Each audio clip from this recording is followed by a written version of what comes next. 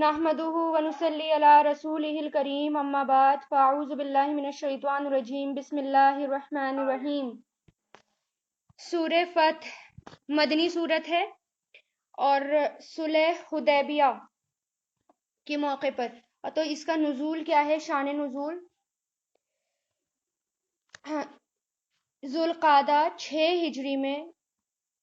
उस वक्त नाजिल हुई जब आप सल्लल्लाहु अलैहि वसल्लम कुफ़ार से सुलह हुदैबिया का मुआहदा करने के बाद मदीना की तरफ वापस तशरीफ ला रहे थे। कब नाजिल हुई थी? जब हुजूर पाक सल्लल्लाहु अलैहि वसल्लम हुदैबिया से कॉन्ट्रैक्ट करके सुलह हुदैबिया यानी एक ट्रीटी करके मदीना मुनव्वरा की तरफ वापस तशरीफ ला रहे थे, तब उस वक्त ये सूरत नाजिल हुई थी। हुदैबिया एक जगह का नाम है। एक रोज हुजूर पाक सल्लल्लाहु अलैहि वसल्लम ने ख्वाब देखा। नबी ने ख्वाब देखा कि आप अपने सहाबा के साथ मक्का तशरीफ ले गए और वहां उम्रा अदा किया। और फिर जैसा कि आपको पहले भी बताया जा चुका है कि नबी का ख्वाब सच्चा होता है और वो वही होती है। नबी का जो ख्वाब होता है वो आम ख्वाब की तरह नहीं होता, वो वही होती है। तो लेकिन जो हालात थे, बज़ाहिर जो हालात थे, ऐसा नजर नहीं आ रहा था कि उम्रा किया जा सके या हज भी किया जा सके, क्योंकि इतनी ज्यादा पॉलिटिकल इश्यूज और लड़ाइयाँ, ये जंग, ये सब चल रही थी। तो कुफार ने 6 सालों से मुसलमानों के लिए बैतुल्लाह का हज, उम्रा, जियारत, इन सब का रास्ता बंद कर रखा था। यानी 6 सालों से सब रोक रखा था, मुसलमानों को आने नहीं दे रहे थे, कोई मुसलमान वहां जा नहीं सकता था। आप सल्लल्लाहु अलैहि वसल्लम सहाबा कराम को उम्रे के लिए साहबा कराम को उन्होंने उम्रे के लिए निकलने का हुक्म दिया कि हम उम्रा करने चलेंगे क्योंकि ख्वाब आया है। अब अगर दुश्मन के देश में बगैर असलहा यानी बगैर हथियार के जाएं तो भी खतरा है, और अगर हथियार लेकर जाएंगे तो ये वाजे हो जाएगा कि ये उम्रे के लिए नहीं, जंग के लिए आए हैं। तो अब क्या करें? मुसलमान इस कश्मकश में थे, थोड़े परेशान थे कि अब क्या करें, अब हथियार लेकर जाएं अपने साथ या बगैर असलहा के जाएं। तो फिर यह तय हुआ कि उम्रे का सफर अरब की आम रिवायत के मुताबिक किया जाएगा, यानी जो आम रिवायत है उसके अकॉर्डिंग हम सफर करेंगे। और रिवायत क्या थी कि रास्ते में अपनी हिफाजत के लिए मुसलमान सिर्फ एक तलवार या छोटा मोटा हथियार रख सकते थे। 1400 सहाबा कराम हुजूर पाक सल्लल्लाहु अलैहि वसल्लम के साथ इस सफर पर जाने के लिए तैयार हो गए। ये काफिला मदीना से रवाना हुआ और जुल्हुलैफा पहुंचकर सबने उम्रे का एहराम बांध लिया। कहाँ पहुंचकर? जुल्हुलैफा पहुंचकर उम्रे का एहराम बांध लिया। और कुर्बानी के लिए 70 ऊंट बतौर हदी साथ ले गए, ऊंट साथ ले गए। अब इन जानवरों के गले में कलादे भी थे। यानी पहले क्या होता था अरब रिवायत में कि हदी का जो जानवर होता था उसके गले में कुछ डाल देते थे, कुछ पट्टा डाल देते थे और कुछ लोग जूता भी डाल देते थे कि ये कुर्बानी का जानवर है, ये और किसी पर्पज से नहीं है। फिर पूरा काफिला लब्बैक पुकारता हुआ मक्का की तरफ रवाना हो गया। और पिछले ही साल 5 हिजरी में जंग अहजाब का वाकया हुआ था। यानी जब ये मौका था, जब सब जा रहे थे उम्रे के लिए, इससे पहले 1 साल पहले एक जंग हुई थी, जंग अहजाब, उसका वाकया भी हो गया था। अब सब लोग मक्का में खून के प्यासे बैठे हुए थे और आप सल्लल्लाहु अलैहि वसल्लम अपने काफिले के साथ खून के प्यासे दुश्मन के तरफ बढ़ रहे थे, यानी उम्रे के लिए निकल रहे थे और दुश्मन की तरफ बढ़ रहे थे। एक शख्स, हर शख्स जो था, एक एक शख्स, हर शख्स परेशान था कि, और आसपास वाले परेशान थे। लोगों ने ये भी देखा कि काफिला जो है वो लड़ने के लिए नहीं आ रहा, बल्कि ये तो माह रमजान में जा रहा है, यानी जुल्कादा माह हराम में जा रहा है, यानी जुल्कादा के महीने में जा रहा है, क्योंकि ये हराम वाला महीना था, हुर्मत वाला महीना, इसके अंदर कोई जंग नहीं कर सकता था। लेकिन ये रिस्की सफर था क्योंकि दुश्मन के देश में जाना था। तो कुरैश के लोगों को जब हुजूर पाक सल्लल्लाहु अलैहि वसल्लम के आने की खबर मिली तो बड़े परेशान हो गए। और जो ये बरसों से रिवायत थी कि इस महीने में किसी को भी बैतुल्ला आने से रोका नहीं जाएगा, अब वो इस उलझन में थे कि अगर हमने इस काफिले पर हमला करके रोक दिया तो पूरा अरब जो है शोर मचाएगा, यानी शोर बर्पा हो जाएगा और हमें जो है लोग बुरा भला कहेंगे और हर शख्स कहेगा कि देखो ये तो ज्यादती कर रहे हैं, इस महीने में भी रोक रहे हैं लोगों को। और अगर हम मुसलमानों को आने देते हैं तो इतनी तादाद में दुश्मनों को शहर में दाखिल करने का मतलब है कि शिकस्त, यानी हमारी हार। तो इस कश्मकश में काफिला आगे बढ़ता चला जाता था। हुजूर पाक सल्लल्लाहु अलैहि वसल्लम ने बनु काब के एक शख्स को مخبر کی حیثیت سے آگے بھیجا. مخبر یعنی خبر لینے کے لیے کہ آگے خبر لے کر آؤ کہ کہیں ایسا تو نہیں ہے دشمن لڑائی کے لیے بیٹھے ہوں یا کوئی اور دقت ہو، تو خبر لینے کے لیے آگے بھیجا ایک شخص کو، یعنی جاسوسی کے طور پر. اب پھر یہ دیکھیں کہ جاسوسی کا مقصد اگر ظلم اور نقصان سے بچانا ہو، جاسوسی کا مقصد بڑے نقصان سے بچانا ہو تو وہ منع نہیں ہے، وہ کر سکتے ہیں جس سے لوگوں کی جان بچے، لوگوں کو لوگ نقصان سے بچیں. تو اسی طرح وہ جاسوس کی حیثیت سے گئے. جب آپ صلی اللہ علیہ وسلم اسفان پہنچے تو اس نے آپ صلی اللہ علیہ وسلم کو خبر دی کہ قریش کے لوگ پوری طرح سے تیاری کے ساتھ زی طوا کے مقام پر پہنچ گئے ہیں. یعنی زی طوا کے مقام پر قریش پہنچ گئے. قریش کے لوگوں نے یہ طے کر لیا تھا کہ کسی قیمت پر بھی قافلے کو مکہ داخل نہیں ہونے دیں گے، یعنی مسلمانوں کو ہم کسی بھی قیمت میں آنے نہیں دیں گے. خالد بن ولید کو انہوں نے 200 سواروں کے ساتھ قرا و غمیم کے مقام پر بھیج دیا تاکہ وہ آپ کا راستہ روک دے.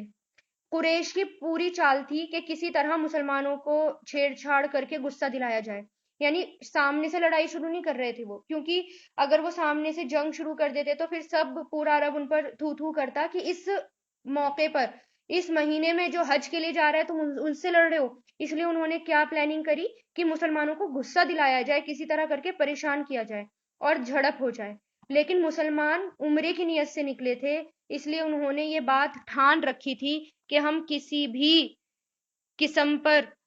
کلیش، کوئی بھی قسم کا کلیش ہونے نہیں دیں گے، جھڑپ ہونے نہیں دیں گے اور لڑائی کا موقع آنے نہیں دیں گے. یہ بات ٹھان کر نکلے تھے.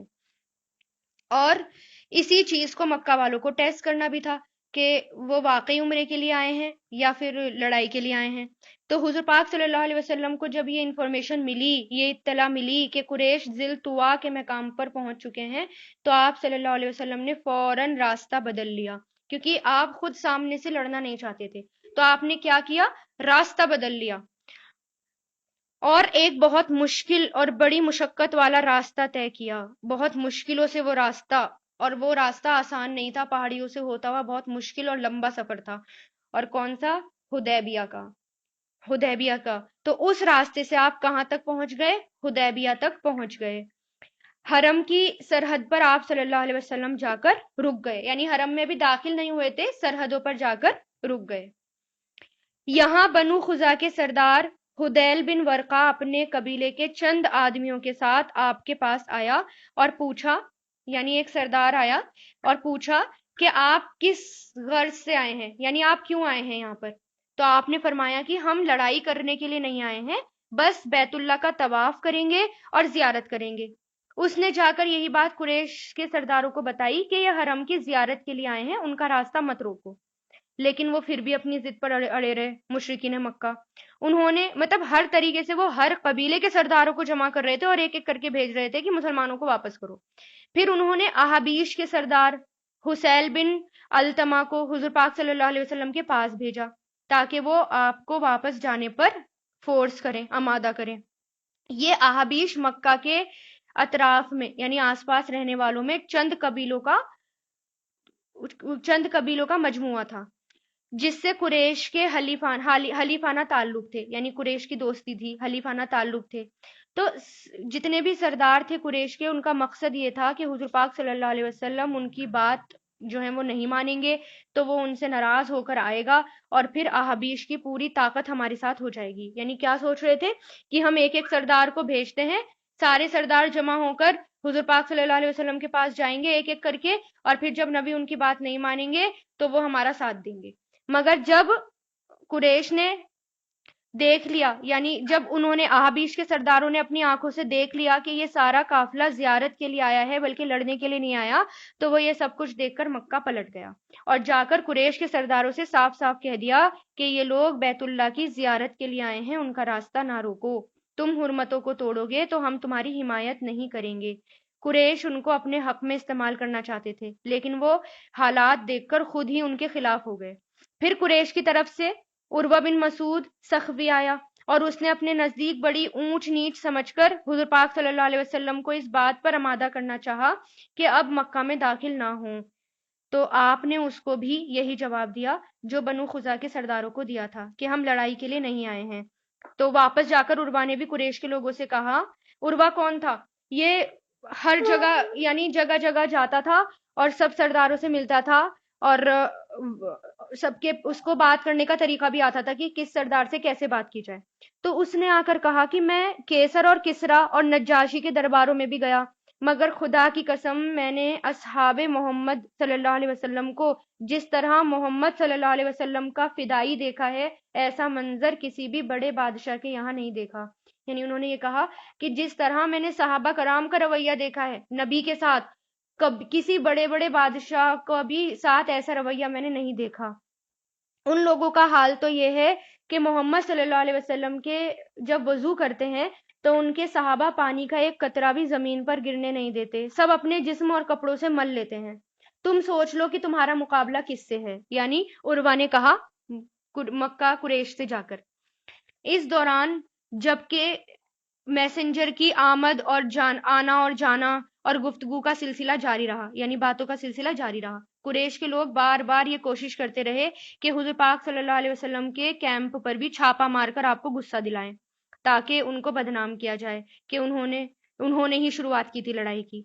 تو نتیجے میں ہم ان کو ختم کر ڈالیں گے۔ لیکن صحابہ کرام کے صبر اور حضور پاک صلی اللہ علیہ وسلم کی حکمت نے ان کی ساری چالوں کو ناکام کر دیا۔ شدید غصے والے حالات میں بھی وہ شانت رہے، اور کس طرح قریش نے بہت پریشان کیا۔ ایک بار تو انہوں نے ان کے 40 اور 50 آدمی رات کے وقت آئے اور مسلمانوں کے پڑاؤ پر پتھر مارے اور تیر برسانے لگے۔ صحابہ نے ان سب کو پکڑ لیا، گرفتار کر لیا اور حضور پاک صلی اللہ علیہ وسلم کے سامنے پیش کیا، مگر آپ نے سب کو چھوڑ دیا۔ پھر ایک اور موقع پر یعنی تنعیم کے مقام پر 80 آدمی نماز فجر کے وقت آئے اور چھاپا مار دیا، یہ بھی پکڑے گئے، لیکن حضور پاک صلی اللہ علیہ وسلم نے انہیں بھی رہا کر دیا۔ اسی طرح قریش کے لوگوں کو اپنی ہر چال ناکام ہوتی نظر آ رہی تھی۔ آخرکار حضور پاک صلی اللہ علیہ وسلم نے اپنی طرف سے حضرت عثمان کو ایلچی بنا کر بھیجا۔ ایلچی کسے کہتے ہیں؟ میسنجر۔ اور کس کو بھیجا؟ حضرت عثمان کو بھیجا، اور ان سے کہا کہ ان کو یہ پیغام دو کہ ہم جنگ کرنے نہیں، ہم عمرہ کرنے آئے ہیں، ہم طواف اور قربانی کر کے واپس چلے جائیں گے، مگر وہ نہ مانے اور حضرت عثمان کو مکہ میں ہی روک لیا۔ اور اس دوران افواہ بھی پھیل گئی کہ حضرت عثمان کا قتل ہو گیا، یعنی حضرت عثمان کا قتل کر دیا، اور وہ واپس بھی نہیں آئے کیونکہ روک لیا تھا نا مشرکین نے، واپس بھی نہیں آئے۔ تو مسلمانوں کو یقین ہو گیا کہ یہ خبر سچی ہے۔ اب وہ برداشت کے باہر کا موقع تھا، یعنی اب یہ بات برداشت نہیں کی جائے گی، کیونکہ میسنجر یا ایلچی کو مارنا اس کا مطلب یہ ہے کہ اعلان جنگ کا تم نے حکم دے دیا، یعنی اعلان جنگ کر دی تم نے۔ تو پھر اب یہ برداشت کے باہر تھا، تو حضور پاک صلی اللہ علیہ وسلم نے اپنے ساتھیوں کو جمع کیا اور ایک بیعت لی۔ اس بیعت کا ذکر بھی اسی صورت میں ہے۔ ایک بیعت لی کہ اب یہاں سے ہم مرتے دم تک پیچھے نہیں ہٹیں گے، اور یہ معمولی بیعت نہیں تھی، کیونکہ 1400 مسلمان تھے اور ہتھیار کے بغیر تھے، جنگ ہتھیار کے بغیر تھے، صرف چھوٹے موٹے ساتھ میں ہر ایک کے ایک ہتھیار تھا، اور 250 میل دور سے وہ آ رہے تھے اور دشمن کی سرحد پر ٹھہرے ہوئے تھے، اور یہ معمولی بات نہیں تھی۔ اس کے باوجود ایک شخص کے علاوہ پورا کا پورا قافلہ جنگ کے لیے تیار ہو گیا، اور یہ بھی ایک آزمائش تھی مسلمانوں کے لیے، اور اسی کو بیعت رضوان کا نام دیا گیا، جو کہ جس میں قرآن میں ان لوگوں کی تعریف بھی کی گئی۔ اس کو بیعت رضوان کہا گیا۔ پتہ چلا کہ حضرت عثمان کی خبر جو تھی، قتل کی خبر، وہ غلط تھی، اور وہ خود بھی واپس آ گئے، اور قریش کی طرف سے بھی ایک شخص آئے، کون؟ سہیل بن عمر، اس کی قیادت میں ایک گروپ آیا، ایک وفد آیا، اور وہ کس لیے آئے تھے؟ قریش کے لوگ صلح کرنے کے لیے آئے تھے، کیونکہ نبی واپس نہیں جا رہے تھے اور وہ لوگ آنے نہیں دے رہے تھے، تو کچھ تو کرنا تھا، تو پھر وہ ایک کانٹریکٹ ٹریٹی کرنے کے لیے آئے۔ اب صلح ہوئی، اب قریش اپنی شرط سے ہٹ گئے کہ مسلمان مکہ میں جو ہیں، انہوں نے یہ کہا تھا نا کہ ہم کبھی بھی مسلمانوں کو مکہ میں داخل نہیں ہونے دیں گے، پھر انہوں نے یہ کہا کہ اس سال نہیں، تم اگلے سال آنا عمرہ کرنے کے لیے، اس سال واپس لوٹ جاؤ۔ اب صلح ہوتی رہی، آپس میں باتیں ہوتی رہی، اور اس کی شرط کیا تھی؟ پہلی شرط یہ رکھی، اور یہ صلح یہ شرطیں مشرکین نے خود لگائی تھی، اور پہلی شرط کیا تھی کہ 10 سال تک دونوں میں، مکہ اور مدینہ دونوں فریقین میں 10 سال تک کوئی جنگ نہیں ہوگی، نہ تو خفیہ اور نہ اعلانیہ۔ پہلا یہ۔ دوسرا یہ کہ اس دوران مکہ کا کوئی بھی شخص اپنے ولی کی اجازت کے بغیر بھاگ کر مدینہ جائے گا تو آپ اس کو واپس کر دیں گے، اور آپ کے ساتھیوں میں سے جو شخص مکہ چلا گیا تو ہم اس کو واپس نہیں کریں گے۔ تیسری شرط یہ کہ عرب قبیلے میں جو بھی قبیلہ فریقین میں سے کسی ایک کا حلیف بن کر اس سے معاہدے میں شامل ہونا چاہے گا تو اپنے اختیار میں ہے کہ وہ شامل ہو جائے، یعنی کوئی بھی اگر حلیف بننا چاہے گا اور شامل ہوگا ہمارے یا تمہارے ساتھ تو تم شامل ہونے دو گے۔ چوتھی شرط یہ کہ اس سال واپس جاؤ اور اگلے سال آنا، اور صرف 3 دن مکہ میں ٹھہرنا اور اس کے بعد واپس چلے جانا۔ اب جب یہ شرطیں ایسی تھی کہ مسلمانوں کو صرف جھکنا ہی پڑا، یہ ایک بھی مسلمان سے وہ نہیں تھی، یعنی مسلمان کی مرضی کے خلاف تھی یہ ساری کی ساری شرطیں۔ جس وقت یہ شرط ہو رہی تھی تو سارا مسلمانوں کا لشکر پریشان تھا اور بے چین اور غصے کی حالت میں تھے، تو اور کوئی بھی اس مصلحت کو نہیں سمجھ رہا تھا کہ اس میں آپ صلی اللہ علیہ وسلم کیوں یہ معاہدہ کر رہے ہیں۔ سب کو یہ لگا کہ آپ اتنا کیوں جھک رہے ہیں ان کے آگے، آپ جب سچے نبی ہیں تو آپ کیوں جھک رہے ہیں، آپ ان کی ہر بات کیوں مان رہے ہیں۔ تو حضرت عمر کا بھی حال یہ تھا کہ حضرت عمر کہتے ہیں کہ مسلمان ہونے کے بعد کبھی میرے دل میں شک نہیں آیا، لیکن اس موقع پر بھی میں محفوظ نہ رہ سکا، یعنی یہ ایسا موقع تھا کہ میں شر سے محفوظ نہ رہ سکا۔ وہ بے چین ہو گئے اور بے چین ہونے کے بعد حضرت ابو بکر کے پاس گئے اور کہا کہ کیا آپ صلی اللہ علیہ وسلم سچے رسول نہیں ہیں؟ کیا ہم مسلمان نہیں ہیں؟ کیا یہ لوگ مشرک نہیں ہیں؟ پھر آخر ہم اپنے دین کے معاملے میں یہ ذلت کیوں جھیلیں؟ یعنی ہمیں اتنی بے عزتی مل رہی ہے، ہم جھکے ہی جا رہے ہیں ہر شرط میں، تو کیوں اتنی بے عزتی سہ رہے ہیں؟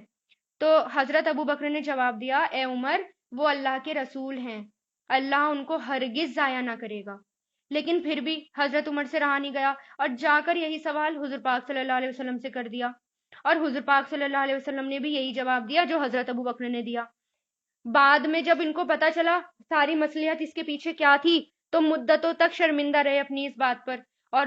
حضور پاک صلی اللہ علیہ وسلم کے ساتھ جتنی بھی باتیں ہوئی تھی اس سے نادم بھی ہوئے، اور پھر صدقہ اور خیرات بھی کرتے رہے اور اللہ تعالیٰ سے معافی بھی مانگی کہ میں نے اپنا صبر کیوں توڑا اس موقع پر۔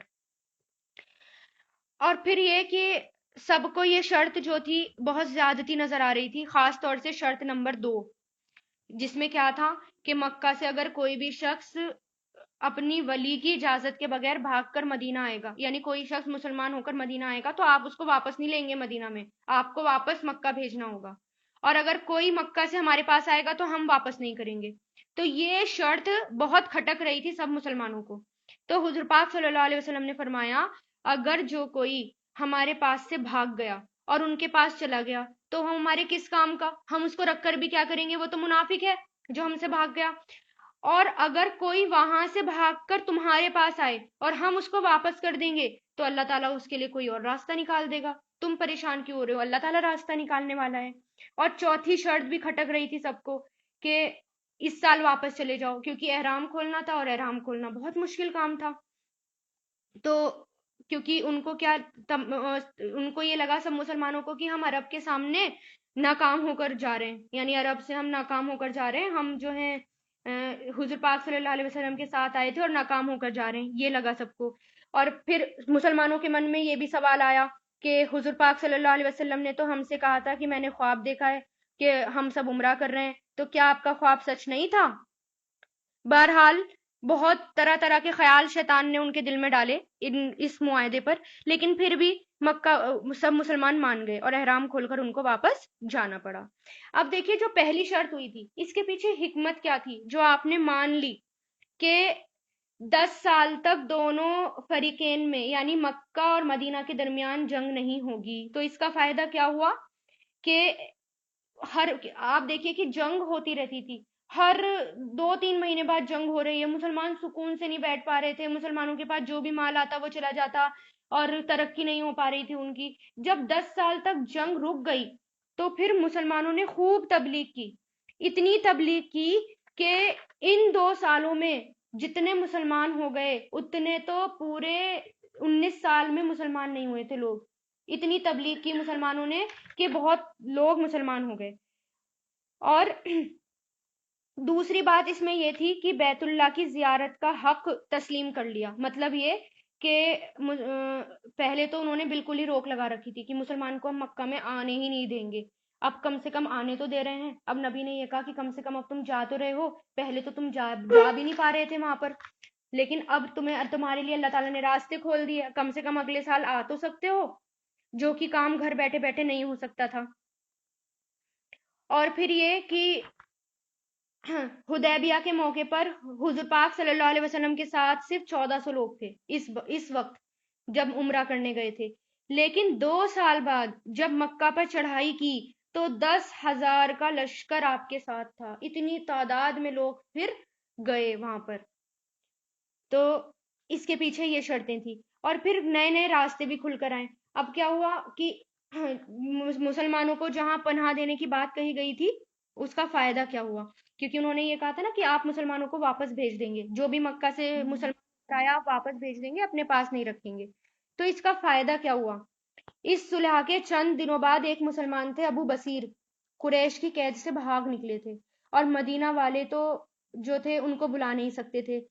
یعنی مکہ سے بھاگ نکلے، مسلمان ہو گئے اور مدینہ میں آنا چاہا، لیکن مدینہ والوں نے انہیں واپس کر دیا. تو پھر کیا ہوا؟ انہوں نے ایک اور راستہ اختیار کیا، لیکن وہ بھاگ کر مکہ نہیں گئے واپس. انہوں نے کیا ایک راستہ اختیار کیا، وہ یہ کہ بحر احمر یعنی ریڈ سی کا راستہ جس سے قریش کے تجارتی قافلے گزرتے ہیں وہاں جا کر بیٹھ گئے. اور اس کے بعد جو بھی مسلمان ہوتا وہ وہیں جا کر بیٹھ گئے سارے. اور ان لوگوں نے کیا کرا؟ جمع ہوئے اور وہاں انہوں نے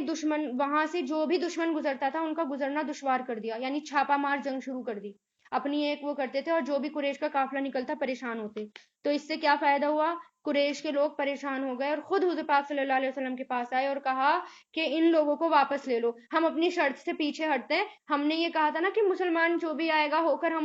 آپ اس کو مدینہ میں نہیں رہیں گے، لیکن آپ جو ہے مدینہ میں روک لو ان کو. اتنے وہ پریشان ہو گئے. تو یہ فائدہ ہوا اس شرط کا. اچھا، قرآن میں اس کو صلح حدیبیہ کو فتح المبین بھی کہا گیا ہے، یعنی بہت بڑی فتح، جو کہ جبکہ فتح جو فتح تھی ہاں یہ والی مکہ کی وہ نہیں تھی، بلکہ یہ تھی فتح مبین. اس کے بارے میں آتا ہے ایک اور شخص نے مدینہ پہنچ کر کہا کہ یہ کیسی فتح ہے، ہم بیت اللہ جانے سے روک دیے گئے، ہمارے اونٹ قربانی کے اونٹ آگے نہ جا سکے، ہمیں حدیبیہ میں رکنا پڑا، مظلوم بھائیوں کو ہم بچا نہ سکے، ان کو دشمن کے حوالے کر دیا، تو یہ کیسی فتح ہے؟ آپ نے فرمایا یہ بات تم نے بہت غلط کہی، حقیقت میں یہ بہت بڑی فتح ہے. تم مشرکوں کے عین گھر پہنچ گئے، یعنی تم مشرکوں کے گھر تک پہنچ گئے. آئندہ سال تم کو عمرے کی اجازت مل گئی، جبکہ انہوں نے تمہیں بالکل دور کر رکھا تھا، اور انہوں نے خود صلح کی آ کر، اور حالانکہ ان کے دلوں میں تمہارے لیے جو بغض ہے وہ تم جانتے ہو، اللہ نے تم کو ان پر غلبہ حاصل کیا ہوا ہے. تم وہ دن بھول گئے جب تم احد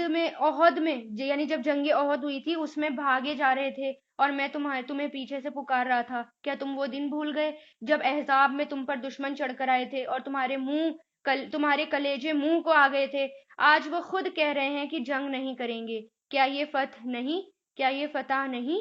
پھر ایک اور روایت میں آتا ہے کہ کچھ لوگ فتح مکہ کو فتح سمجھتے ہیں اور ہم اصل فتح حدیبیہ کو سمجھتے ہیں. تو یہ فتح مبین کہا گیا اس کو. تو کیونکہ اس صلح کے بعد اسلام کو قبول کرنے والوں کی تعداد بہت زیادہ بڑھ گئی، اس میں اضافہ ہوا، اجر میں اضافہ ہوا، نیکیوں میں اضافہ ہوا. ٹھیک ہے، تو اب ہم شروع کرتے ہیں.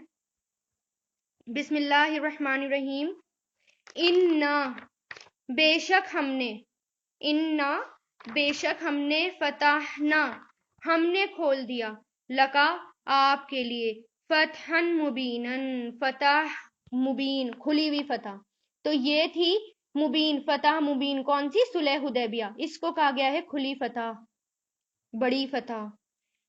لی یغفرا تاکہ وہ بخش دے لکا آپ کے لیے، اللہ جو تقدما پہلے ہوا، قدم سے بنائیے قدم، تقدما جو پہلے ہوا، من ذنبکا آپ کے قصور میں سے. دیکھیے ذنب گناہ کو کہتے ہیں، لیکن نبی کے لیے یہ بات ہو رہی ہے اور نبی جو ہیں وہ گناہ نہیں کرتے، تو یہاں پر قصور کہیں گے. قصور کیوں؟ کیونکہ حضور پاک صلی اللہ علیہ وسلم کے لیے اگر یہ بات بولی جا رہی ہے کہ تاکہ ہم بخش دیں آپ کے ذنب، تو اس کا کیا مطلب ہے؟ یعنی جو چھوٹی چھوٹی کوتاہیاں ہو جاتی ہیں ایک تو بہت بڑی چیز ہوتی ہے اعلیٰ درجے سے، لیکن اگر کوئی چھوٹی موٹی کوتاہی ہو جائے اس کو بھی اللہ تعالیٰ کہہ رہے ہیں کہ ہم نے یہ والی فتح کیوں ہوئی، یہ صلح حدیبیہ کیوں ہوئی، تاکہ اللہ تعالیٰ بخش دے آپ کے لیے آپ کے خطائیں، یعنی جو پہلے قصور ہوئے چھوٹے موٹے جو بھی خطائیں ہوئی وہ، وما اور جو تأخرا بعد میں ہوا، یعنی آگے بھی جو گناہ ہوں گے وہ بھی، تأخرا جو بعد میں ہوا، اخرا تاخیر، تاخیر سے بنائے، تاخیر کہتے ہیں بعد میں، وَيُتِمَّ اور وہ پورا کر دے، نعمتہ اپنی نعمت کو،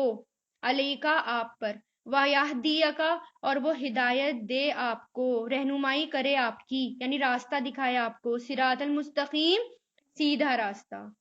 تو کیوں ہوئی تھی یہ فتح، یہ حدیبیہ کیوں ہوئی تھی؟ تاکہ اللہ تعالیٰ اس میں جتنے بھی لوگ شامل تھے ان سب کے لیے ان سب کے گناہوں کو معاف کر دے، اور آنے والے گناہوں کو بھی ان کو معاف کر دے، اور اللہ تعالیٰ ان کو سیدھے راستے کی طرف رہنمائی کرے۔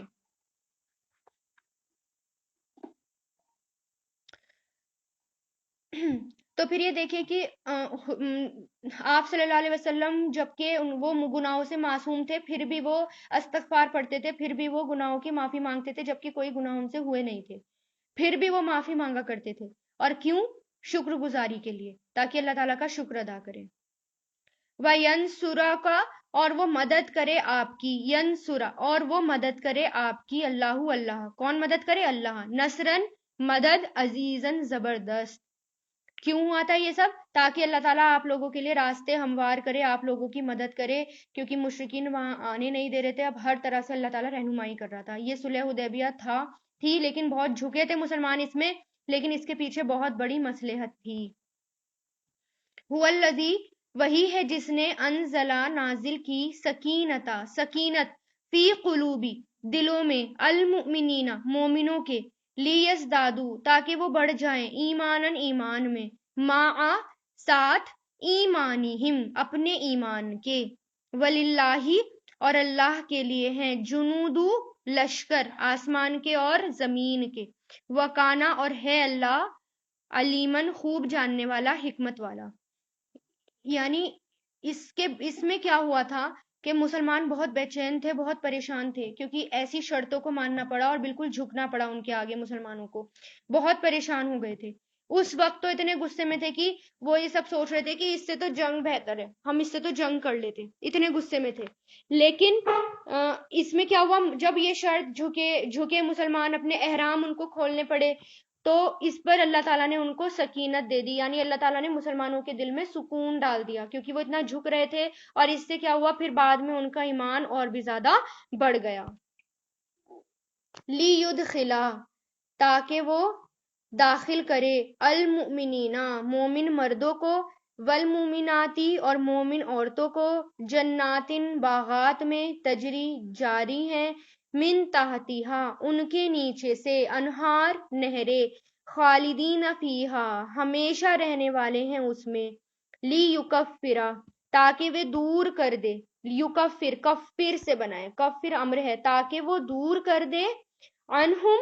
ان سے، سیئاتہم ان کی برائیاں، وکانا اور ہے یہ، عند اللہ اللہ کے نزدیک، فوزن کامیابی، عظیمن بہت بڑی۔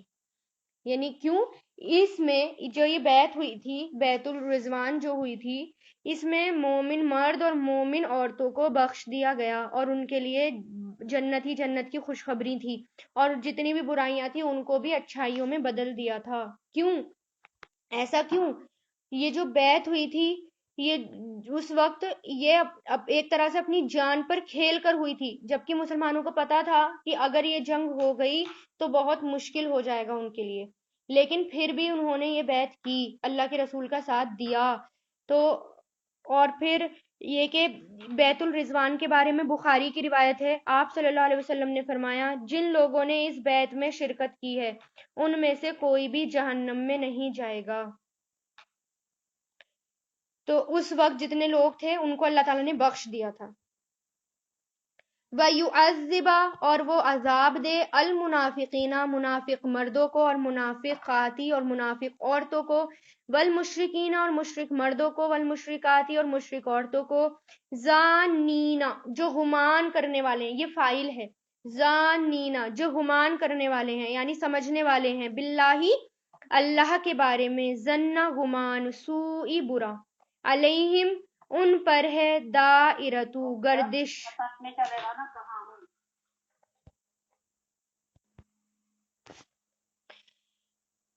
انہی پر ہیں دائرتو گردش سوئی بری دائرہ کہتے ہیں زمانے کو بری گردش وا غضیبہ اور غصہ ہوا غضبناک ہوا اللہ علیہم ان پر وَلَعَنَهُمْ اور اس نے لعنت کی لعنہ ماضی ہے اس نے لعنت کی ان پر وَأَعَدَّ اور اس نے تیار کر رکھا ہے یہ بھی ماضی ہے لہم ان کے لیے جہنم جہنم کو وساعت اور کتنی بری ہے یا کتنا برا ہے المصیر وہ ٹھکانہ کیونکہ ساعت جہنم ہے جہنم کے لیے فیمیل کے صیغے استعمال ہوتا ہے کتنی بری ہے وہ جہنم اس سے کیا ہوا منافق عورتیں اور منافق مرد کون منافق ہے یہ سامنے آ گیا اور کس کا ایمان کچا ہے وہ سامنے آ گیا ایک فائدہ اس سے یہ بھی ہوا کہ منافق پیچھے رہے انہوں نے بیعت نہیں کی تو اللہ تعالیٰ کیا کہہ رہے ہیں جو پیچھے رہ گیا اور جنہوں نے اللہ تعالیٰ کے بارے میں برا گمان کیا گمان اللہ تعالیٰ کے بارے میں برا کیسا کہ بتاؤ اب ہم اسلام لے کر آ گئے تو ہمیں اتنی پریشانی آ رہی ہیں اتنی پرابلمس آ رہی ہیں اور اتنی زیادہ آزمائشیں آ رہی ہیں کہیں ایسے ایسے خیال جو ہمارے من میں آتے ہیں اور پھر کچھ منافق جو ہوتے ہیں ان کے دل میں اللہ کے بارے میں بھی برے خیال آتے ہیں کہ مسلمان ہوتے اگر یہ دین صحیح ہوتا تو پھر اتنی آزمائشیں نہیں ہوتی اللہ تعالیٰ تو ساتھ دیتا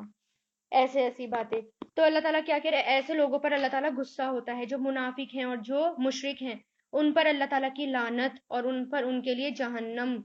کیا عذاب وللہ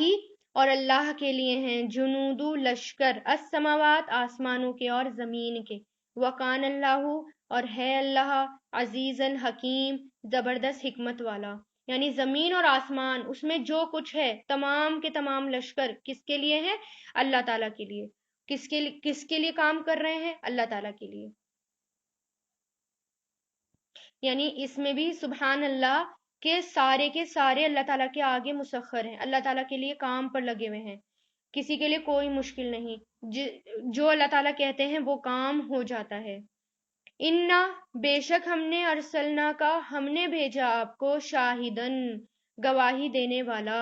و مبشرن اور خوشخبری دینے والا و نذیرن اور ڈرانے والا بنا کر کس کو حضور پاک صلی اللہ علیہ وسلم کو یعنی گواہی دینے والے کیونکہ جو لوگ دین کا کام کرتے ہوں گے آپ صلی اللہ علیہ وسلم کے مشن کو آگے بڑھا رہے ہیں ان کے لیے اللہ تعالیٰ حضور پاک صلی اللہ علیہ وسلم گواہی دیں گے ان کی سفارش کرائیں گے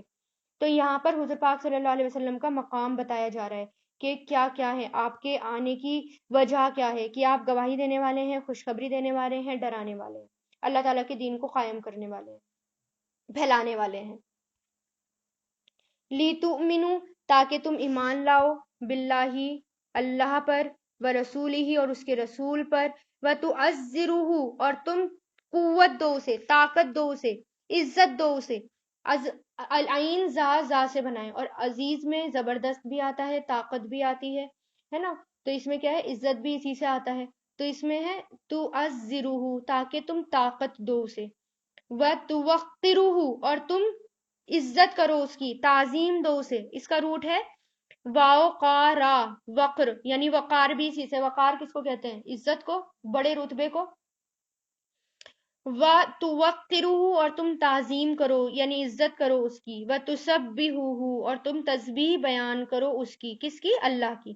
بُقْرَةً صبح و اصیلاً اور شام ٹھیک ہے تو کیوں بھیجا ہے اللہ تعالیٰ نے یہ دین کیوں اور نبی کو کیوں بھیجا تاکہ ایمان لائیں اللہ پر اور اس کے رسول پر اور اس کو طاقت دے طاقت دینے کا مطلب کیا ہے کہ اللہ تعالیٰ کا کام کرے جو اس نے مشن بتایا ہے جو مسلمان کو ایک مقصد سے بھیجا ہے مسلمانوں کو ایک مشن دے کر اللہ تعالیٰ نے دنیا میں بھیجا ہے وہ مشن پورا کرو اللہ تعالیٰ کا مقصد پورا کرو اور اس کی عزت کرو اور صبح شام تسبیح کرو پھر تسبیح کی بات ہو گئی اور ان حالات میں تو ویسے بھی آپ کو تسبیح نہیں چھوڑنی صبح شام کے اذکار آپ کو ہر چیز سے بچائیں گے صبح شام کے اذکار اینٹی بائیوٹک کا کام کرتے ہیں وہ آپ کو بیماریوں سے محفوظ رکھیں گے صبح شام کے اذکار کی پابندی کریں گے کورونا وائرس سے بھی آپ بچے رہیں گے برے حالات سے بچے رہیں گے اللہ کے دشمنوں سے آپ بچے رہیں گے اس لیے طاقت کے ساتھ، تعظیم کے ساتھ تسبیح کا ذکر کیا گیا، کیونکہ ایمان لانے کے بعد اور رسول کی اتباع کرنے کے بعد بہت سارے دشمن بن جاتے ہیں، لوگ مخالف ہو جاتے ہیں، مخالفت بڑھ جاتی ہے، شیطان سب کا دھیان صرف انہی کی طرف کر دیتا ہے، جو لوگ سیدھے راستے پر ہیں، جو پکے سچے مومن ہیں، سب کا دھیان شیطان انہی کی طرف بڑھا دیتا ہے اور سارے ان کے دشمن بن جاتے ہیں۔ تو ان سے بچنے کے لیے اور بیماریوں سے بچنے کے لیے اللہ تعالیٰ نے صبح شام کے اذکار بتائے ہیں، وہ ہمیں طاقت دیتے ہیں اور ہمارے اندر ہمت لے کر آتے ہیں، اور دماغی طاقت بھی دیتے ہیں اور جسمانی طاقت بھی۔ ان الذین، بے شک وہ لوگ جو یبایعونک، بیعت کرتے ہیں آپ سے، کن کی بات ہو رہی ہے؟ بیعت، جو لوگ بیعت کرتے ہیں آپ سے، انما، بے شک، یبایعونا، وہ بیعت کرتے ہیں، بئی سے، وہ بیعت کرتے ہیں اللہ سے، یدو، ہاتھ اللہ کا، فوقا، اوپر ہے، اللہ ہی، ہاتھ اللہ کا اوپر، یبایعونا کا، وہ بیعت کرتے ہیں اللہ سے اور ہاتھ اللہ کا فوقا، اوپر ہے، ایدیہم، ان کے ہاتھوں کے، یعنی ان سب کے ہاتھوں کے، فمن، تو جو کوئی نکسا، عہد توڑے گا، نقص کہتے ہیں توڑنے کو، کمی کرنے کو،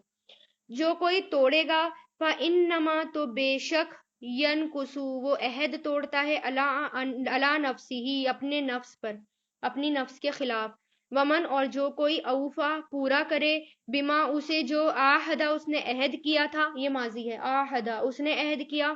علیہ، اس پر، اللہ، اللہ سے، فَسَيُؤْتِيهِ، تو وہ جلد ہی دے گا، فا مطلب تو، سا مطلب جلد ہی، یؤتیہ، وہ دے گا اسے، اجر عظیم، بہت بڑا۔ اس وقت جو لوگ بیعت کر رہے تھے، تو یہاں پر اللہ تعالیٰ کہہ رہے ہیں کہ یہ آپ سے بیعت نہیں کر رہے، جو 1400 صحابہ تھے ان میں سے جس نے بیعت کی تھی، تو ان کے بارے میں اللہ تعالیٰ کہہ رہے ہیں کہ یہ لوگ آپ سے نہیں بیعت کر رہے بلکہ اللہ تعالیٰ سے بیعت کر رہے ہیں، اور اللہ تعالیٰ کا ہاتھ ہے وہ، یعنی وہ اللہ تعالیٰ کے ہاتھوں کے اوپر ہاتھ رکھ رہے ہیں، تو سوچئے۔ اور پھر اللہ تعالیٰ نے کہا جس نے اس بیعت کو پورا کرا، اپنے وعدے کو اس وقت پورا کرا، یعنی چھوڑ کر نہیں بھاگا پیچھے، نبی کو چھوڑ کر نہیں بھاگا، تو یعنی کہ وہ اس کے لیے اجر ہی اجر ہے، لیکن جس نے اس عہد کو توڑ دیا اور وہ پیچھے پلٹ کر بھاگ گیا، اور اس کے لیے شدید عذاب بھی ہے۔ تو وہ لوگ اتنے ثابت قدم رہے کہ انہوں نے جان مال، کیونکہ نیتوں کو اللہ تعالیٰ جانتا ہے، اور ان کی نیت اچھی تھی، وہ بات بھی اللہ تعالیٰ نے بتا دی تھی کہ انہوں نے جس وقت انہوں نے جن لوگوں نے بیعت کی تھی ان کی نیتیں بھی اچھی تھی، اور پورے پکے ایمان اور ارادے کے ساتھ ان لوگوں نے بیعت کی تھی، تو اب کیونکہ وہ اللہ تعالیٰ کے ساتھ بیعت تھی۔ سَيَقُولُ، جلد ہی کہیں گے، لکا، آپ کو، المخلفون، پیچھے رہنے والے، خلف سے بنائے، مخلفون، پیچھے رہنے والے، یہ فاعل ہے، من الاعرابی، اعرابوں میں سے، دیہاتیوں میں سے، کہ شغلتنا، کہ مشغول کر دیا ہمیں، مشغول مطلب بزی، مشغول کر دیا ہمیں، اموالنا، ہمارے مالوں نے، مال کی جگہ جمع اموال، واہلونا، اور ہمارے گھر والوں نے، اہل کی جگہ اہلونا، ہمارے گھر والے، فاستغفر، تو بخشش مانگو، یہاں پر امر ہے، فا مطلب تو، استغفر، بخشش مانگو، ما، جو، لیسا، نہیں ہے، فی قلوبہم، ان کے دلوں میں، قل، کہہ دیجئے، فمن، تو کون، تو بخشش مانگو ہمارے لیے، یقولون، وہ کہتے ہیں، بی السنتہم، اپنی زبانوں سے، لسان، السنہ، اپنی زبانوں سے، جو نہیں ہے، فی قلوبہم، ان کے دلوں میں، قل، کہہ دیجئے، فمن، تو کون، یملکو، مالک ہوگا، لکم، تمہارے لیے، من اللہ، اللہ سے، شیئن، کچھ بھی، ان، اگر، ارادہ، اس نے ارادہ کیا، بکم، تمہارے ساتھ، ضررن، کسی نقصان کا، یا ارادہ، اس نے ارادہ کیا تمہارے ساتھ، نفعن، کسی نقصان کا، بلکہ کان اللہ، ہے اللہ، اس کو جو تعملون، تم عمل کرتے، خبیر، باخبر، یعنی اس کو جاننے والا، خبر رکھنے والا، کیونکہ کچھ لوگ منافق پیچھے رہ گئے تھے، خبیر، خبر رکھنے والا، ہاں، نفع، فائدہ، نفع، کسی نفع کا، نفع کا، نفعن ہے نا، یہ نفعن مصدر ہے، کسی نفع کا، تو یہاں پر بات ہو رہی ہے منافقین کی، تو منافقین جو ہیں جو پیچھے رہ گئے، اور کچھ دیہاتی لوگ تھے وہ بھی پیچھے رہ گئے. پھر انہوں نے بہانہ کیا بنایا تھا کہ اللہ کے رسول ہمیں ہمارے مالوں نے اور ہمارے گھر والوں نے مشغول کر دیا تھا، یعنی ہمارے گھر والوں کے پاس کوئی نہیں تھا، یعنی طرح طرح کے بہانے وہ بنا رہے تھے. اور پھر جس کو دین کا کام نہیں کرنا ہوتا، جن کو اللہ کے راستے میں نکلنا نہیں ہوتا، اس کے لیے 100 بہانے تیار ہوتے ہیں. پھر وہ کتنے بھی بہانے بنا سکتا ہے، پوری لسٹ تیار کر سکتا ہے. لیکن جس کو اللہ کے راستے میں نکلنا ہو، اگر اس کے پاس واقعی میں کوئی ہوتا ہے، ریزن ہوتا ہے رکنے کا، وہ تب بھی نہیں رکتا، اس کو ایڈجسٹ کر لیتا ہے، لیکن وہ اللہ کے راستے کے لیے رکتا نہیں ہے، اس کو کوئی طاقت روک نہیں سکتی. تو ایسے لوگوں کے بارے میں اللہ تعالیٰ کہہ رہے ہیں کہ تم پیچھے تو رک گئے، یعنی اللہ کا کام تم کر نہیں رہے ہو، پیچھے رک گئے، لیکن اللہ تعالیٰ نے اگر تمہارے ساتھ برائی کرنے کا ارادہ کیا تو کون تمہیں فائدہ دے گا.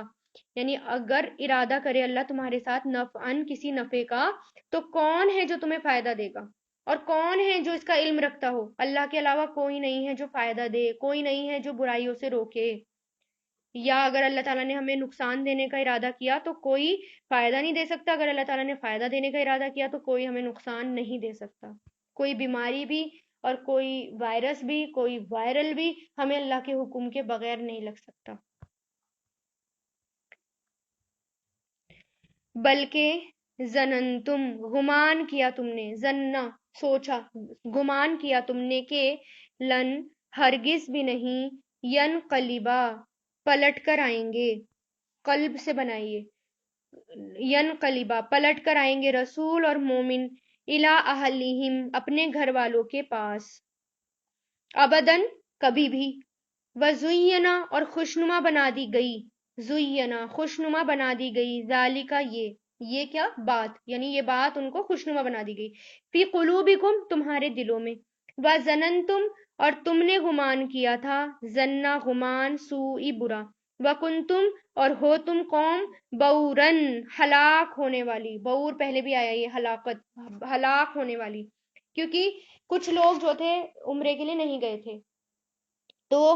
ان کے بارے میں اللہ تعالیٰ کہہ رہے تھے منافق جو تھے وہ پیچھے رہ گئے تھے، اور انہوں نے کیا سوچا کہ مسلمان جو ہیں وہ دشمنوں کے گڑھ میں جا رہے ہیں اور کبھی بھی کامیاب ہو کر واپس نہیں آئیں گے، یعنی مسلمانوں کو کامیابی نہیں ملے گی. کیونکہ جب بھی کوئی جنگ ہوئی ہے منافق پیچھے رہے ہیں، اور کیا سوچا انہوں نے کہ مسلمان تو ایسی بڑی بڑی طاقت سے لڑنے کے لیے جا رہے ہیں، واپس کیسے آئیں گے، وہ واپس نہیں آئیں گے. تو یہ بات ان کے لیے شیطان نے خوشنما بنا دی تھی، یعنی یہ بات ان کو صحیح لگ رہی تھی، یہ بات ان کو بری نہیں لگ رہی تھی، اور طرح طرح کے برے گمان کر رہے تھے. ایسے قوم کو اللہ تعالیٰ نے ہلاکت، یعنی ایسے لوگوں کے بارے میں کہا ہلاکت ہو تم پر، بربادی. اور صرف اسی موقع پہ بنی، ہر موقع پر منافق پیچھے رہے، ہر موقع پر رسول اللہ کا ساتھ نہیں دیا، مومنوں کا ساتھ نہیں دیا، ہر موقع پر پیچھے رہے وہ. تو ایسے لوگوں کے بارے میں کہ ہلاکت ڈالی اللہ تعالیٰ نے ان لوگوں پر جو کہ مسلمانوں کا ساتھ نہ دیں، جنگ میں نہ جائیں اور پیچھے بیٹھے رہیں. ومن اور جو کوئی لم نہیں یؤمن ایمان لایا باللہ اللہ پر، ورسولہ اور اس کے رسول پر، فإنما تو بے شک ہم نے اعتدنا ہم نے تیار کر رکھا ہے کافروں کے لیے سعیرن بھڑکتی ہوئی آگ. یعنی اگر اللہ پر ایمان نہ لائے اور رسول کی اطاعت نہیں کی، رسول کو نہیں مانا، اللہ کو نہیں مانا، تو ایسے لوگوں کے لیے کیا ہے، بھڑکتی ہوئی آگ. اس لیے ایمان لانے کے بعد، ایک اللہ پر ایمان لانے کے بعد رسول اللہ صلی اللہ علیہ وسلم پر ایمان لانا ضروری ہے. ہم یہ نہیں کہہ سکتے کہ میں اللہ تعالیٰ کو تو مانتی ہوں لیکن میں رسول اللہ کو نہیں مانتی، تو یہ بات تب بھی ہمارا ایمان مکمل نہیں ہوگا جب تک ہم اللہ اور اس کے رسول کو نہ مانیں. کچھ لوگ کہتے ہیں قرآن کی بات میں مانتی ہوں لیکن میں حدیثیں نہیں مانتی، اور حدیثیں جو ہیں اس میں بہت زیادہ لوگوں نے ملاوٹ کر دی ہے اور اپنی اپنی طرف سے باتیں جڑ گئی ہیں، اب تو پیور حدیث ملتی نہیں ہے. جبکہ ایسا نہیں ہے، پیور بہت حدیثیں ہیں، صحیح بخاری مسلم شریف ابھی بھی حفاظت کر رکھی ہے اللہ تعالیٰ نے، کچھ کی صحیح احادیث ہمیں ملتی ہیں. اور ہم سرے سے کہہ دیں کہ میں نہیں مانتی، قرآن کو نہیں مانتی، حدیث کو نہیں مانتی، تو ہمارا ایمان مکمل نہیں ہوگا. دونوں کو ماننا ضروری ہے. وَلِلَّهِ اور اللہ کے لیے ہے ملک السماواتی بادشاہت آسمانوں کی اور زمین کی، یغفر وہ بخش دے گا لمن یشاء جس کے لیے وہ چاہے گا، وَيُعَذِّبُ اور وہ عذاب دے گا من یشاء جسے وہ چاہے گا، وَكَانَ اللہ اور ہے اللہ غفور الرحیم بخشنے والا رحم کرنے والا. یعنی اللہ تعالیٰ نے کیا کہا، آسمان اور زمین کی بادشاہت تو میرے پاس ہے، میں جسے چاہے بخش دوں اور جسے چاہے عذاب دوں. اس کا مطلب یہ نہیں ہے کہ اللہ تعالیٰ کسی کو بھی پکڑ کر عذاب دے دیں گے، کیونکہ اللہ تعالیٰ نے بتا دیا کہ تم اگر قرآن کے اکارڈنگ چلو گے، سیدھے راستے پر چلو گے، جو راستہ رسول اللہ نے بتا دیا بالکل پیچھے پیچھے ان کو فالو کرتے ہوئے چلو گے، تو تمہارے لیے بخشش ہے. لیکن اگر تم پھر گئے، مان لو میں جو ہے مسلمان ہوں، میں نمازیں نہیں پڑھتی، ٹھیک ہے، لیکن میں تمام اچھے کام بھی کرتی ہوں اور اچھے کام کرتی ہوں، لیکن میں نماز نہیں پڑھتی، اور لیکن تمام کو بہت سارے کام ہیں جو صدقہ بھی کر رہی ہوں، خیرات بھی کر رہی ہوں، حج بھی کر کے آ گئی ہوں، تو اس کے لیے اللہ تعالیٰ مجھے چاہے تو بخش دے، نہ چاہے تو نہ بخشے، کیونکہ نماز میرے پاس نہیں ہے، ٹھیک ہے. لیکن جو بالکل ہی فالو کر رہا ہے اس کے لیے تو بخشش ہی بخشش ہے. جو قرآن کو فالو کر رہا ہے، رسول اللہ کے قدم پر چل رہا ہے اور گناہ ہونے کے بعد اللہ تعالیٰ سے معافیاں مانگ رہا ہے، تو اس کے لیے بخشش ہے. سیقولو جلد ہی کہیں گے، المخلفون پیچھے رہنے والے، اذا جب، انطلقتم چلو گے تم، انطلقہ چلنے کو کہتے ہیں، جب چلو گے تم، الی مغانم غنیمتوں کی طرف، یعنی مال غنیمت، اور لی تاخذوہا تاکہ تم لے سکو انہیں، تاخذوہا اخذ سے بنائیں، تاکہ تم لے لو، پکڑ لو، لے لو انہیں، ذرونا چھوڑ دو ہمیں، نتبعکم ہم پیچھے چلیں گے تمہارے، ہم پیروی کریں گے تمہاری، یریدونا وہ ارادہ کرتے ہیں، ان کے یبدلو وہ تبدیل کر دیں یا بدل دیں، کلام اللہ اللہ کے کلام کو. قل کہہ دیجئے ہرگز بھی نہیں، تتبعونا تم پیچھے آؤ ہمارے، یعنی کیا کہہ دیجئے، ہرگز بھی نہیں تم پیچھے آؤ ہمارے، یعنی اتباع کرو ہماری، پیچھے آؤ ہمارے. کذالکا اسی طرح، قالا کہے گا اللہ، یا اسی طرح کہا اللہ نے، من قبل اس سے پہلے، فسیقولون تو جلد ہی کہیں گے، بلکہ تحسدونہا تم حسد کرتے ہو ہم سے. حسدہ سے بنا اس کا روٹ دیکھیے، ہا سین دال، حسدہ، تم حسد کرتے ہو ہم سے، بلکہ ہیں وہ لا یفقہون نہیں سمجھتے مگر بہت تھوڑے. اب یہاں بھی کس کی بات ہو رہی ہے؟ یہ جو منافق ہیں ان کی بات ہو رہی ہے یہاں بھی، کہ پیچھے رہنے والے کیا سوچتے ہیں. اب یہاں پر بات ہو رہی ہے جو اللہ تعالیٰ ان سے کہہ رہے ہیں، یہ جنگ خیبر کی بات ہو رہی ہے. یہاں پر اس کے واقعے کا ذکر ہے جو کہ 7 ہجری میں پیش آیا تھا، جب حضور پاک صلی اللہ علیہ وسلم نے جنگ خیبر کا ارادہ کیا تھا، تو صرف ان لوگوں کو ساتھ لیا تھا جو سفر حدیبیہ میں تھے، کیونکہ جو اس وقت حدیبیہ کے سفر میں تھے اور بیت الرضوان میں شریک تھے، اللہ تعالیٰ نے ان کے بارے میں کہا ہے کہ وہی آپ کے ساتھ چلیں گے، اور اس کے علاوہ جو آگے جنگ ہوگی اس میں کوئی بھی آپ کے ساتھ ان کے علاوہ نہیں جائے گا. اور ہاں، اور وہاں سے جب مال غنیمت ملنے کا وعدہ آئے گا، یعنی مال غنیمت بھی ملے گا، اللہ تعالیٰ نے اس بات کی بھی خوشخبری پہلے ہی دے دی. تو اللہ تعالیٰ نے یہ بھی بتا دیا کہ کچھ دیہاتی لوگ ہوں گے اور وہ بھی اس میں جانے کا مطالبہ کریں گے کہ ہمیں اپنے ساتھ لے چلو، اور ہم جو ہیں ہمیں اپنے ساتھ لے چلو، اور مال غنیمت بھی مانگیں گے. تو اللہ تعالیٰ نے منع کر دیا کہ ان کو اپنے ساتھ بھی نہیں لے کر جانا، اور مال غنیمت بھی ان کو نہیں دینا. تو اللہ تعالیٰ نے یہ بھی رسول اللہ سے کہہ دیا کہ آپ ان کو اب اپنے ساتھ لے جانے کی اجازت نہیں دیں گے، اور اللہ کا حکم تمہارے لیے یہی ہے کہ تم ان کو اپنے ساتھ نہ لے کر جاؤ. ٹھیک ہے، تو یہ آگے کے بارے میں ہے، یعنی اس وقت جو جنگ حدیبیہ کے مقام پر آپ کے ساتھ ہے، وہیں خیبر میں آپ کے ساتھ ہوں گے، کیونکہ جو یہ تھے منافق تھے اور پیچھے رہ جانے والے تھے، ہر موقع پر رسول اللہ کا ساتھ چھوڑا ہے. بس جب مال غنیمت ملنا ہوتا تھا تو سب سے آگے ہوتے تھے اور کہتے تھے کہ ہاں. اور اس میں کیا تھا، اللہ تعالیٰ نے پہلے ہی خوشخبری دے دی کہ اس میں آپ کو جیت ہوگی اور مال غنیمت ملے گا. تو اس لیے بہت لوگ چاہتے تھے کہ ہم بھی اس جنگ میں شریک ہوں، اور آتے تھے آپ کے پاس کہ ہمیں بھی اس جنگ میں لے چلو. تو اللہ تعالیٰ نے منع کر دیا کہ نہیں، اب ان کو اپنے ساتھ نہیں لے کے جانا، بس جو ہیں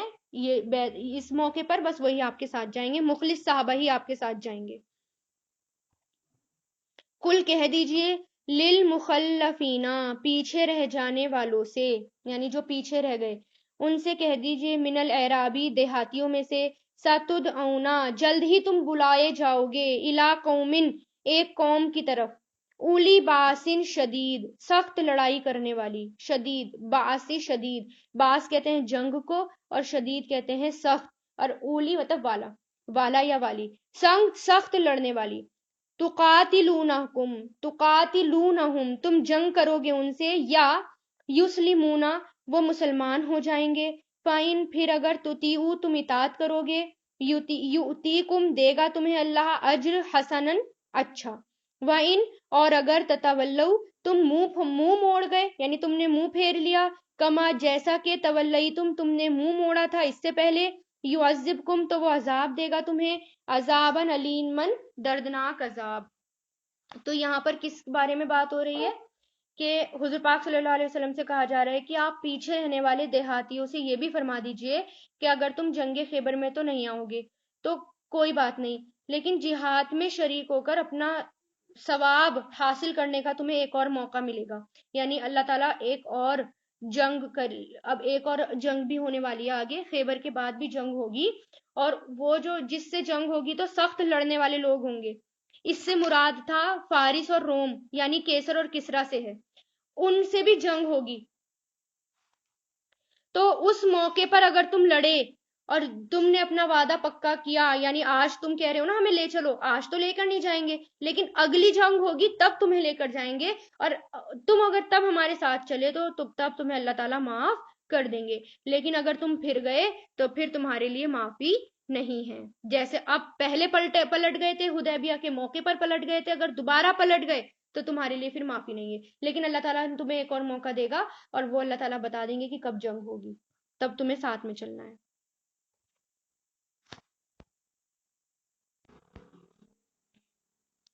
لئیسا نہیں ہے، الالعاما اندھے پر، حرجن کوئی حرج، ولا اور نہ ہی الالعارجی لنگڑے پر، عارج کہتے ہیں لنگڑے کو، اور اس کا روٹ ہے عین را جیم، اور نہیں ہے لنگڑے پر کوئی حرج، اور نہ ہی الالمریدی بیمار پر، حرجن کوئی حرج،